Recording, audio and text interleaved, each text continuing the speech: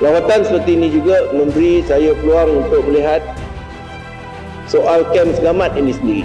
Kita sedia maklum kem Segamat mempunyai kepentingan dan juga kedudukannya yang sangat-sangat strategik, dan ia menjadi kawasan pusat operasi 4 RAD ini sebagai sebuah pasukan yang amat penting dalam sistem pertahanan negara.